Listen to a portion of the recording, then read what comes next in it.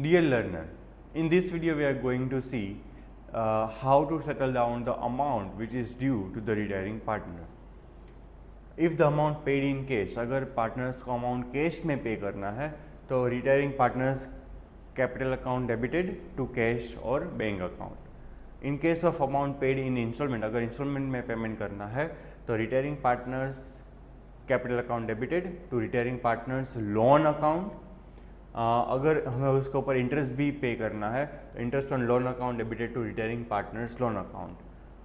One thing to be noted over here, if in a question at the time of payment which is to be made to the retirement of retiring partner in the installments annually or half yearly installments, at that time we are supposed to calculate interest. अगर question में कुछ ना दिया हो कितना percent interest लगाना, then we are supposed to calculate 6% interest at the time of retirement.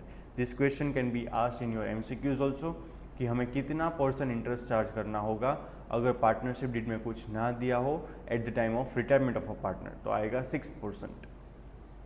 Retiring partners loan account debited to cash and bank account. यहाँ पे हमें जो इंटरेस्ट ऑन लोन चार्ज किया था वो लोन प्लस प्रिंसिपल अमाउंट जो हम पे करेंगे that is to cash account. If the payment is partly paid in cash and remaining amount is to be treated as a loan, यानी कि जितना मान लो उसको 50,000 रुपये देने हैं तो 50,000 में से अगर हमने 20,000 कैश में पे किए एंड 30,000 की लोन रखी, ऐसा भी पॉसिबल हो सकता है. तो यहाँ पे retiring partners capital account debit जितना भी पेमेंट करना है वो डेबिट होगा to retiring partners loan account and to cash account. यहाँ पे एक नोट दी है, if in a question is silent on the payment of the retiring partner the amount due to him is transfer to his loan account. अगर question में कुछ ना दिया हो कि कैश में पेमेंट करना है कि लोन रखनी है, at the time we are suppose to transfer the whole amount to his loan account. भले ही हमारे पास कैश में बैलेंस पड़ी हो, we are not suppose to transfer retiring partner via cash. We are keeping the loan as a whatever closing balance is there that you are supposed to keeping in a partnership firm as a loan. Unless agreed otherwise, the retiring partner is entitled to interest at the rate 6% per annum till the amount due to him is not paid.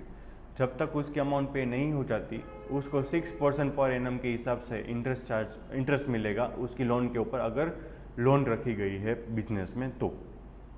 So this were the settlement of retiring partner. कैसे हमें उसको पैसे देने हैं, उसको कैसे interest charge करना है, उसको अगर इंस्टॉलमेंट में पेमेंट करना है तो कैसे इंटरेस्ट चार्ज करना है, उसके पास से जो भी डेबिट, हमें in earlier video we have seen that, उसके पास से जो भी लेना है वो डेबिट कर देंगे, उसको जो देना है वो क्रेडिट कर देंगे. नेट अमाउंट जो आती है उसका सेटलमेंट कैसे करेंगे that we have seen in this video. Thank you.